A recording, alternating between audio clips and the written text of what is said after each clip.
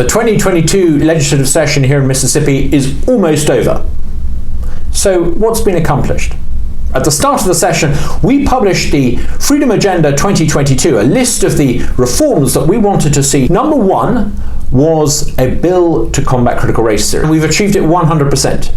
The bill that we helped to draft is now the law. Secondly, we pushed for the elimination of the income tax. It's no coincidence that some of the fastest growing states here in the South are like Tennessee, Texas, Florida, states that don't have an income tax. The agreement between the Senate and the House will accomplish major tax reduction and put us on a path towards eventual elimination of the income tax. So that, I think, is a partial win. The third area of reform we really wanted to see concerns red tape reduction. One of the reasons why the economy of Mississippi hasn't grown as fast as neighboring economies is because we have this enormous bloated regulatory state here in Mississippi.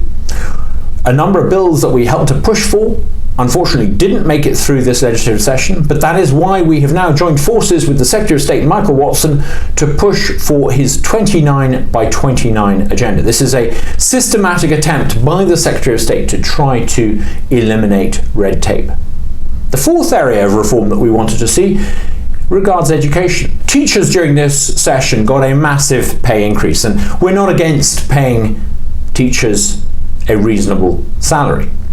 But we think that if we're going to spend additional money on education, we need to ensure that that is accompanied by reform. We published a number of bills to try to improve standards in the classroom here in Mississippi.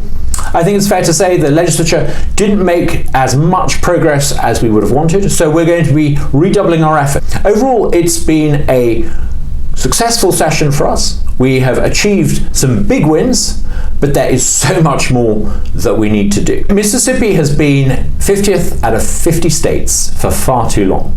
And one of the reasons for that is because fundamentally, Mississippi has looked to wealth redistribution from Washington, to a form of welfare dependency from Washington. That simply doesn't work. If federal handouts were the key to becoming prosperous, Mississippi would be the richest state in the Union.